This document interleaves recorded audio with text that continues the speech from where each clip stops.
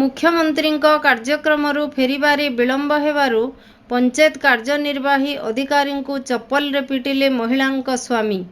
ସୁବର୍ଣ୍ଣପୁର ଜିଲ୍ଲା ବିରମହାରାଜପୁର ଥାନା ଅନ୍ତର୍ଗତ ମାଣିକପୁର ଗାଁରେ ଘଟିଛି ଏଭଳି ଏକ ଘଟଣା। ଗତକାଲି ମାନ୍ୟବର ମୁଖ୍ୟମନ୍ତ୍ରୀ ମୋହନ ଚରଣ ମାଝୀ ସୁବର୍ଣ୍ଣପୁର ଜିଲ୍ଲାକୁ ଗସ୍ତ କରିଥିଲେ। ମୁଖ୍ୟମନ୍ତ୍ରୀଙ୍କ ଏହି କାର୍ଯ୍ୟକ୍ରମରେ ଯୋଗ ଦେବାକୁ ଜିଲ୍ଲାର ବିଭିନ୍ନ ପଞ୍ଚାୟତରୁ ମହିଳାଙ୍କୁ ନିଆଯାଇଥିଲା। ଏହି ଅବସରରେ ଜିଲ୍ଲାର ମୁର୍ଶୁଣ୍ଡି ଗ୍ରାମ ପଞ୍ଚାୟତରୁ ମଧ୍ୟ 2ଗୋଟି ବସ୍ରେ ମହିଳାଙ୍କୁ ମୁଖ୍ୟମନ୍ତ୍ରୀ କାର୍ଯ୍ୟକ୍ରମକୁ ନିଆଯାଇଥିଲା। ତେବେ ଗୋଟିଏ ବସ୍ରେ ନୋଡାଲ ଅଫିସର ଭାବେ 76 ଜଣ ମହିଳାଙ୍କୁ ନେଇଯାଇଥିଲେ ମୁର୍ଶୁଣ୍ଡି ଗ୍ରାମ ପଞ୍ଚାୟତର କାର୍ଯ୍ୟନିର୍ବାହୀ ଅଧିକାରୀ ସରୋଜ କୁମାର ନନ୍ଦ। ତେବେ କାର୍ଯ୍ୟକ୍ରମ ସରିଥିଲେ ମଧ୍ୟ ବ୍ୟାପକ ଟ୍ରାଫିକ୍ ଜାମ୍ ଯୋଗୁଁ ଗାଡ଼ି ସବୁ ସୋନପୁର ସହରରେ ଫସି ରହିଥିଲା। ଫଳରେ ଗାଡ଼ି ସବୁ ଫେରିବାରେ ବିଳମ୍ବ ହୋଇଥିଲା।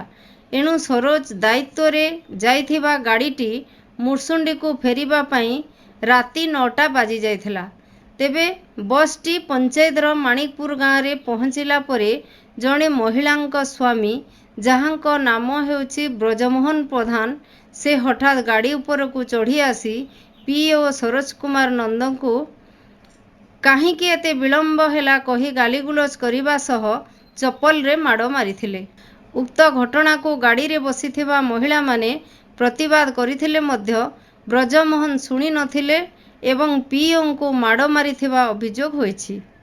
ଘଟଣାକୁ ନେଇ ଆଜି ପିଇଓ ସରୋଜ କୁମାର ନନ୍ଦ ବିରମହାରାଜପୁର ଥାନାରେ ଏକ ଲିଖିତ ମାମଲା ଦାୟର କରିବା ସହ ଅଭିଯୁକ୍ତ ବ୍ରଜମୋହନ ପ୍ରଧାନଙ୍କୁ ଗିରଫ ସହ ଦଣ୍ଡବିଧାନ ପାଇଁ ସେ ଦାବି କରିଛନ୍ତି। ସେପଟେ ପୋଲିସ ଘଟଣାକୁ ଗୁରୁତ୍ୱର ସହ ନେଇ ଅଭିଯୁକ୍ତକୁ ଗିରଫ କରିବାକୁ ଉଦ୍ୟମ ଆରମ୍ଭ କରିଥିବା ଉପଖଣ୍ଡ ପୋଲିସ ଅଧିକାରୀ କହିଛନ୍ତି। କାଣା ଯେ ମୁଖ୍ୟମନ୍ତ୍ରୀ ସୋନପୁର ଗସ୍ତ ଲାଗି ଆମକୁ ବସ୍ର ନୋଡାଲ ଅଫିସର ହିସାବରେ ଆମର ଭିଡ଼ିଓ ଗୋଟେ ଚିଠି କରିଥିଲେ। ସେ ଚିଠିକେ ଅନୁପାଳନ କରିକିରି ଆମେ 7 ତାରିଖ ଦିନ ମୁଇଁ ମାଣିକପୁର ଆଉ ମୁର୍ଶୁଣ୍ଡିକେ ନେବାର୍ ଲାଗି ଯେନ୍ ବସ୍ଟା ଉଦ୍ଦିଷ୍ଟ ଥିଲା ସେଥିରେ ନୋଡାଲ ଅଫିସର ଭାବେ ଥିଲି। ଆଉ ସୋନପୁରକେ ଆମ ଗାଁରୁ ଗ୍ରାସରୁଟ୍ ଲେଭେଲରୁ ମହିଳାମାନଙ୍କୁ ଧରିକିରି ସୋନପୁର ଯାଇଥିଲି। ଆସିଲା ବେଲେ 9 ବାଜି ଯାଇଥିଲା। 9 ବଜେ ପହଞ୍ଚିଲା ପରେ ଯେତେବେଳେ ମାଣିକପୁରରେ ଆମ ଗାଁ ଭିତରେ ବସ୍ଟା ହଲ୍ଟ ଅଛେ, ସେ ଲେଡ଼ିଜ୍ ମାନେ ସେଥିରୁ ନାଇଁ ଉତରି ଥାଇନ। ମୁଇଁ ସେ ବସ୍ ଭିତରେ ଥାଏଁ।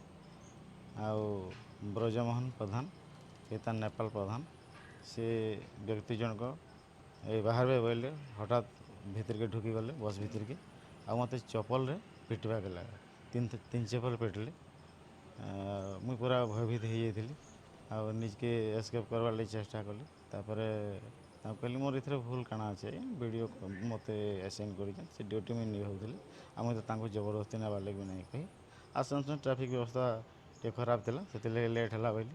କିନ୍ତୁ ସେ ତୁଇ ଇୟୋଗିରି ଦେଖୁଛୁ, ତୋର ଇୟୋଗିରି ଛଡ଼େଇଦେବି ବୋଲିକି ଗୋଟେ ସ୍ଲାଙ୍ଗ ଲାଙ୍ଗୁଏଜ୍ ୟୁଜ୍ କରିକି ସେ ମୋତେ ହୋଡ଼ଲା ଆଉ 3 ଚପଲ ପିଟିଲା। ଆଜ୍ଞା ପୁରା ନର୍ଭସ୍ ହେଇଯାଇଥିଲି। ସେ ଲେଡ଼ିଜ୍ ମାନେ ବି ତାକେ ପ୍ରୋଟେଷ୍ଟ କଲେ, କହିଲେ ଆମକୁ ସାର୍ ଭଲ ଭାବରେ ଆଣିଥିଲେ ଆଉ ତାଙ୍କର କାହିଁ ଦୋଷ ଅଛି, ସେ ଟ୍ରାଫିକ୍ ଜାମ୍ ଥିଲା, ଗାଡ଼ି ଲେଟ୍ ହେଲା ବୋଲି କହିଲେ। କିନ୍ତୁ ସେ ନାଇଁ ମାନଲା ଆର୍ ମାରିଦି ତୋର କେନ୍ ବାପ ରକ୍ଷା କରବା, ତୋର ଭିଡ଼ିଓକେ ଡାକ କେନ୍ ତୋର ସିଏମ୍ ରକ୍ଷା କରବା ଦେଖ ବୋଲିକି କହିଲା।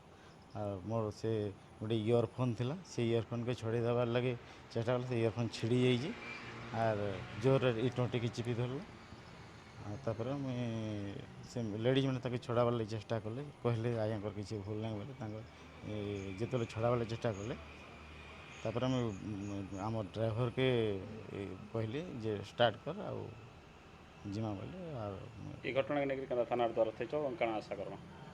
ସାର୍ ଯେହେତୁ ମୁଁ ଗୋଟେ କର୍ମଚାରୀ ଆଉ ସରକାରର କାମ କରବାର୍ ଲାଗି ଆସାଇନ୍ ହେଇଥିଲି, ସେ ଡ୍ୟୁଟି ପ୍ରପର୍ ଭାବରେ ନିଭାଉଥିଲି। ମୁଇଁ ସେ ଦୋଷୀକେ ଉପଯୁକ୍ତ ତାମାନେ ଅନୁସନ୍ଧାନ କରି ଦୋଷୀକେ କାର୍ଯ୍ୟାନୁଷ୍ଠାନ କରାଯିବ, ମୋତେ ନ୍ୟାୟ ଭିକ୍ଷା କରିଯିବ। ସରୋଜ କୁମାର ନନ୍ଦ ପିଇଓ ମୁର୍ଶୁଣ୍ଡି ଜିପିଙ୍କର ଯେଉଁ ଲିଖିତ ଅଭିଯୋଗ କ୍ରମେ ବିରମହାରାଜପୁର ଥାନା PS କେସ୍ ନମ୍ବର 134/25ରେ ଗୋଟେ କେସ୍ ହେଇଛି। ମାଣିକପୁର ବ୍ରଜମୋହନ ପ୍ରଧାନଙ୍କ ନାମରେ ଗୋଟେ କେସ୍ ହେଇଛି।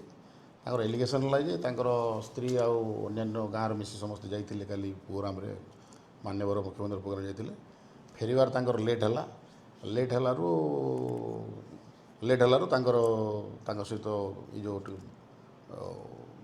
ବାକ୍ ବିତଣ୍ଡା ହେଇକିରି ଗୋଟେ ପାଟିତୁଣ୍ଡ ହେଇକିରି ଗୋଟେ କେସ୍ଟା ହେଇଛି।